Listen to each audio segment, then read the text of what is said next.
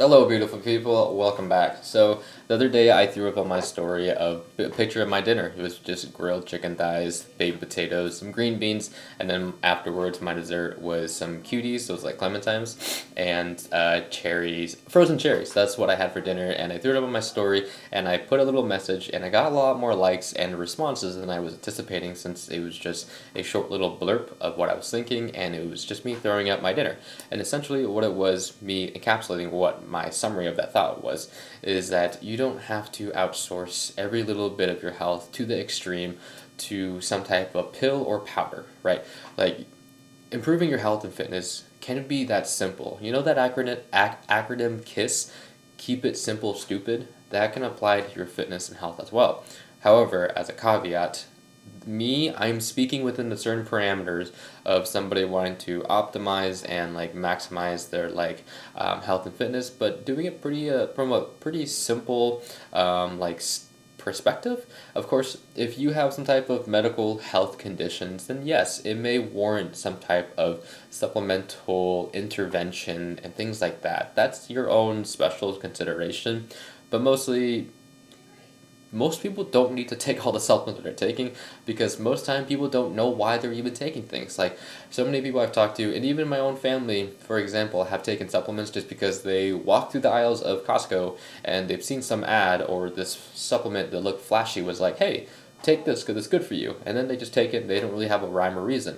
The first thing that you should do is you should always get some blood work done. That should be something that you do at the bare minimum annually or like every 6 months, 3 months. If there's something that you were trying to improve, maximize, or optimize, you may want to actually track your progress to see if you're actually improving in that area, and then you know what type of angle or avenue that you're trying to attack from a logistical, intentional, strategic manner. Because if you're just taking supplements and downing them for no reason, then you're most likely going to be pissing it out. And if you buy low grade quality supplements, the conditions of them, how they're manufactured, and things like that, most supplements are not what's the word? FDA. They're not FDA regulated, so you're kind of just getting things out there. Like things kind of just fly under the radar when it comes to the supplement industry. So getting things that are third party tested are nice. It helps give you a line of security and reliability and validity to the actual ingredients and the efficacy of what that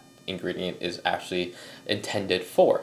And so square one is definitely get blood work done. And then the other thing is like, okay, once you get that, you can, since you can assess it, then you can do something with it, and then that lean towards the supplements part. But the main big levers that you can do right now as somebody is in your normal life that you can change today is just improving things in the category of your health, your fitness. Sorry, hold on. Like your health and fitness, like basically the physical part, that's kind of all one bucket, your sleep bucket, and then your nutrition bucket, and also your mindset bucket. So we're gonna start in that one, is that your mindset. So if you don't change, nothing's going to change. You can't expect different results if you're doing the same thing.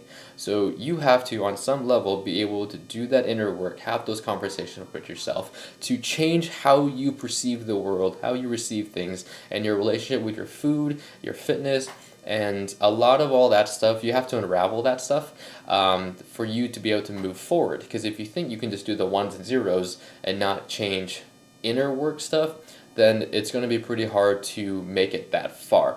Of course, some things objectively you can improve by just like taking something or doing something objectively, but really to get the full grasp of all this stuff, you have to be able to do the inner work to reflect that out to the outside stuff and to pick up the habits, behaviors, character traits, and the discipline and all those other stuff when it comes to training and nutrition and stuff like that, your mindset and all the lessons that you're going to have to learn and the scars you're going to have to obtain, there's going to be a huge level of behavior change and identity change that's going to happen as you're cultivating, building, and developing those skills, habits, and behaviors. And so And then when it comes back to the fitness stuff, you can get away with just like your physical activity of just walking more. Like there's so many different meta-analyses and systematic reviews that says that if you can walk anywhere between 7 to 9,000 steps per day, basically every single 1,000 steps you take, you're decreasing your all-cause mortality. And basically what that means is you dying early from stuff that shouldn't be killing you when you have something to do about it. So heart disease, neuro stuff, just other metabolic or in cardiovascular, and just all those different types of diseases, is that the more steps you take, the happier, the healthier, and the better off you are at to live longer. So walking, physical activity is a really big part. When it comes to fitness, just go do something for like one exercise for each large muscle body parts, like your chest, your back, your arms, your quads, your hamstrings, things like that. You can work with machines, you can work with free weights, you can work out by yourself, you can do group fitness class, you can run, you can lift, you can do both at the same time, you can swim, you can be on any type of cardiac equipment. It doesn't matter. It really doesn't matter. The best program is the one that you're actually going to do again and continue to come back, and something that's sustainable, realistic, and maintainable for you, and that basically you have fun doing, that you enjoy it, you want to come back and do it. So take whatever approach you want with that. That can take you pretty far, and then you can dial it in more as you get more specific to what you actually want and how you want to train, how you want to feel, and things like that. And you have the permission to evolve your training styles throughout the years as well. And then when it comes back to nutrition, just keep it simple. Have some type of protein, have some type of carbohydrates, have some type of fats, and then have some water. And just try to have foods that you generally know that is going to make you feel good. And if you don't know, you just have to eat it and you find out. And so it's like potatoes, rice, whole wheat, pasta, stuff like that. That feels good. Yes, eat more of that. Protein, try to lean more towards like leaner cuts. But things that are like chicken, fish, beef, dairy products, Greek yogurt from plants, boom, things like that. And talking about plants, getting more things that are grown. So like quinoa, beans, lentils, leafy greens, just all those types of like plant-based vegetable foods, and then getting some fruits. It could be fresh, it could be dried, it could be I think those are the only two ways, dried or fresh, so something like that. Or you can, and so having a mixture of all that stuff, and also recovering, so making sure you're sleeping more, things like that. So sleeping like 6, 7, 8 hours a night, and try to get quality sleep. Look at your sleep hygiene. Are you able to wind down? Are you minimizing the amount of caffeine you're ingesting? Is it spaced far away enough from your sleep? So see, a lot of these things that you can do, and you just have to keep it simple. I'm not saying that it's always going to be easy. Doing the thing can be easy, but when that behavior itself is challenging because it conflicts with the identity that you do have, and that gap is quite wide, then a lot of that, the degree of effort and does come into play, and you can get more complex with things, of course.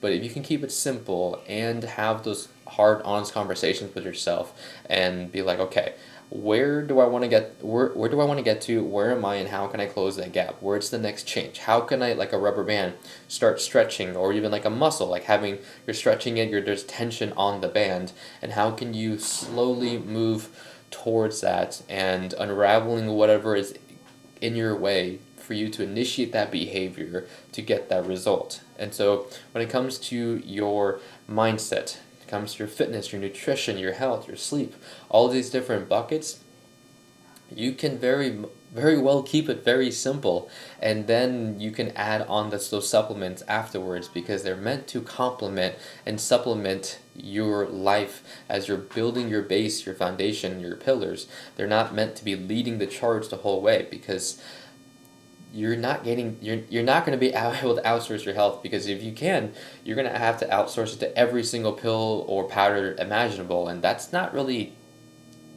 fun, and that's not great. And so guys, really keep the messages, keep it simple. And if you're listening this far, thank you so much for listening. Please subscribe if you haven't subscribed yet, and I'll catch you guys in the next one. And thank you for standing hanging on with me as I'm on day, I think, 22 or 23 now, and I just got off a 12-hour shift, so I'm on my last 5 or 10 brain cells left, trying to give you guys the last drip that I have left. And please, actually, just want to say thank you for watching, and I'll catch you guys in the next one.